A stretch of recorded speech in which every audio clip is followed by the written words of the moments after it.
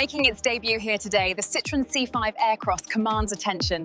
The dynamic LED lighting gives it an unmistakable presence on the road.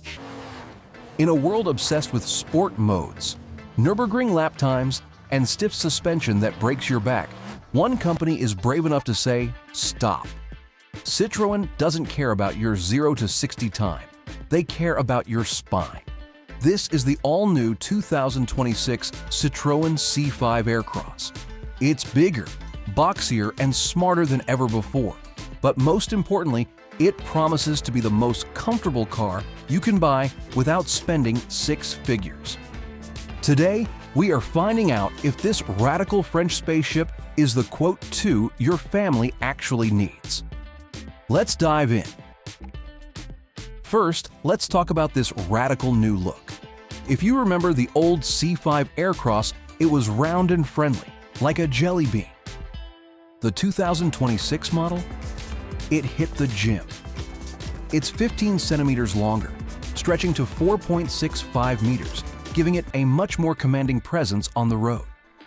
The design philosophy is called the aerodynamic block. It's muscular and upright, almost like a Land Rover Defender, but every edge has been smoothed for efficiency. Look at the nose. It features the new Citroën oval logo, flanked by the three-point light signature that looks like razor blades cutting through the dark. But the real genius is in the details. See those chevrons carved into the side door panels? They aren't just for style, they guide airflow to reduce drag. The rear features these spectacular 3D quote 6 quote taillights that actually pop out from the bodywork to improve aerodynamics. And yes, it still has that rugged cladding, but now it's made from recycled materials, giving it a futuristic, eco-warrior vibe. It's bold, it's strange, it's undeniably Citroën. Under the skin, this car is built on the new STLA medium platform, which means it's ready for anything.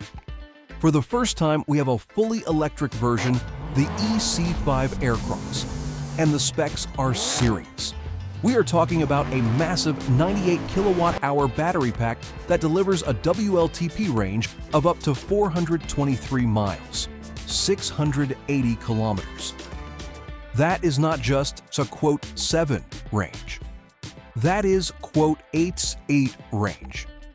It supports 150 kilowatts fast charging, meaning you can zap it from 20% to 80% in just 30 minutes while you grab a coffee.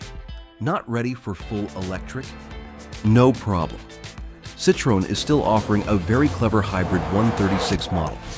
It uses a 1.2-liter turbo engine paired with a 21 kilowatt electric motor inside the gearbox. It doesn't need plugging in, charges itself while you drive, and can handle 50% of your city driving in pure electric silence.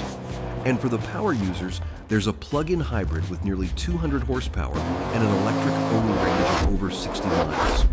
Whether you want gas, hybrid, or electric, there is a C5 Aircross for you. Open the door and the world slows down.